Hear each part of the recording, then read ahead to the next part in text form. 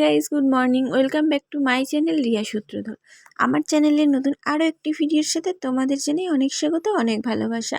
কেমন আছো তোমরা সবাই? আশা করি তোমরা সবাই খুব ভালো আছো, আমিও ভালো আছি। তো এখন থেকে তোমাদেরকে সাথে নিয়ে আমি আমার ভ্লগটাকে স্টার্ট করছি। তো দেখতেই পেলে ওদিকে কিন্তু সকালবেলা বাড়ি থেকে বেরিয়ে পড়েছিলাম। আজকে এসেছিলাম একটু ওই বাড়িতে, মানে আমার বাপের বাড়িতে সকালবেলায়। তো ওদিকে ট্রেনে থেকে নামার পরে বাবা কিন্তু আমাকে নিতে এসেছিলো স্টেশনে, কারণ আমি স্টেশন থেকে একাই গেছিলাম, ও ছিল আমার সাথে। আমার বর হচ্ছে ওদিকে আবার চলে গেছিলো কল্যাণীতে ডাক্তার দেখাতে, তো সেই জন্য স্টেশন থেকে বাবা আমাকে নিতে গেছিলো। ওদিকে ডাক্তার দেখিয়ে তারপর বাড়িতে ঢুকেছিল। আর এদিকে দেখো, এটা কিন্তু হচ্ছে আমার দাদার মেয়ে। তো দেখো বাড়িতে এসে ফ্রেশ ট্রেশ হয়ে নিয়েছি, আর এদিকে ওর সাথে বসেছি একটু গল্প করতে। দেখো ওর যে কি কথা, ও বলছে এখানে যে এখানে কে আছে, মানে ও তো কাউকে দেখতে পাচ্ছে না, সেই জন্য বলছে এখানে কে আছে, আমি কার সাথে কথা বলবো। ভিডিও কলে তো একজন একজনকে দেখতে পাই, এখানে তো সেটা দেখতে পাচ্ছে না, তাই ও সেটাই আমাকে বলছে যে আমি কার সাথে কথা বলবো এখানে। তো দেখো দেখতে থাকো তোমরা পুরো ভিডিওটা, আশা করি তোমাদের ভালো লাগবে। আর এই দেখো, এটা হচ্ছে আমি যখন স্কুলে পড়তাম তখনকার ছবি, মানে দেখছি বাবা, এটা আমি, আর এটা হচ্ছে আমার বোন।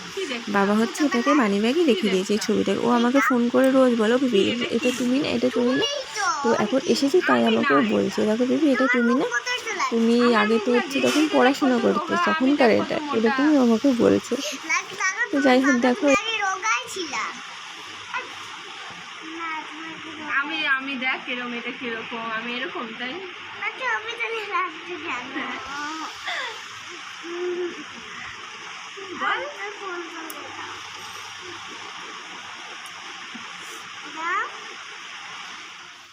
তো দেখো তারপর ওর সাথে গল্প টল্প করার পরে তারপর কিন্তু এদিকে আমি স্নানটা করে নিয়েছিলাম। তো স্নান টান করে দুপুরবেলার খাওয়া দাওয়া করে একটুখানি ঘুমিয়েছিলাম। তো তারপর বিকেলবেলা ঘুম থেকে উঠেছি পরে, তো আমার বোন আমাকে এগুলো দেখাচ্ছিল। ও এগুলো কিছু কেনাকাটা করেছিল, শাড়ি টপ, তো এই সমস্ত কিছু কেনাকাটা করেছিল, তাই আমাকে এগুলো দেখাচ্ছিল। আমি যেহেতু ও কেনাকাটার পর আর গেছিলাম না ওই বাড়িতে, তো এখন যেহেতু গেছিলাম তাই আমাকে সব বের করে করে দেখাচ্ছিল যে আমি এগুলোই নিয়েছিলাম। তো ওর সাথেই বলছিলাম, আর এই শাড়িগুলো আমি দেখছিলাম, আর মানে গায়ে দিয়ে দেখছিলাম, ওর সাথে ইয়ার্কি মারছিলাম যে শাড়িগুলো কিন্তু এসে আমি পরবো আগে। তো এইসবই বলছিলাম, সেজন্য আমি গায়ে দিয়ে দিয়ে দেখছিলাম শাড়িগুলো কেমন লাগে।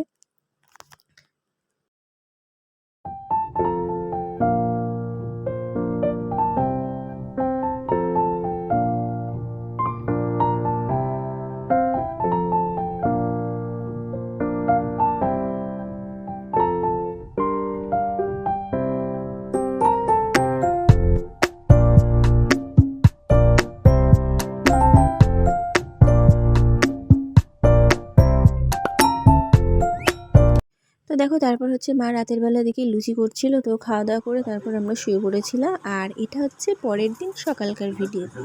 তো ঘুম থেকে উঠে ফ্রেশ ট্রেশ হয়ে নিয়েছি, মা এখানে আমাকে চা করে দিয়েছিল, আমি এখন চা খাচ্ছিলাম। আর পরের দিন আমরা বেরিয়ে পড়েছিলাম সকালবেলায় খাওয়া দাওয়া করে। তো দেখো মা এখানে রান্না টান্না করে নিয়েছিল, আমরা যেহেতু সকালবেলায় বেরিয়ে পড়েছিলাম, তো ওদিকে মা রান্না টান্না করে এদিকে আমাদের কিন্তু ভাত বেড়ে দিচ্ছিল, আমরা খাওয়া দাওয়া করে সকালবেলায় বেরিয়ে গেছিলাম। আর দেখো এদিকে আমরা খাওয়া দাওয়া করে তারপর রেডি হয়ে চলে এসেছিলাম স্টেশনে ট্রেন ধরবো বলে। আর আমাদের ট্রেনটা 12টার সময় ছিল, 12টা 9।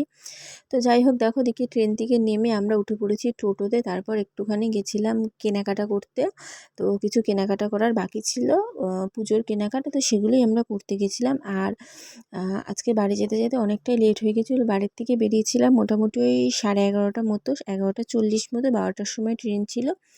ওখান থেকে আমরা কৃষ্ণনগর নেমেছিলাম। তো এদিকে ছেলেরও খুব শরীরটা খারাপ লাগছিলো। দেখো তারপর কেনাকাটা করে, যেহেতু রোদের মধ্যে সারাদিন ঘোরাঘুরি হয়েছে, তো দেখো আমরা বাসে উঠে পড়েছিলাম। তারপর কিন্তু আমরা চলে এসেছিলাম বাড়িতে। আর এদিকে দেখো ঘরে এসে দেখি ঘরের অবস্থা কিন্তু খুবই খারাপ।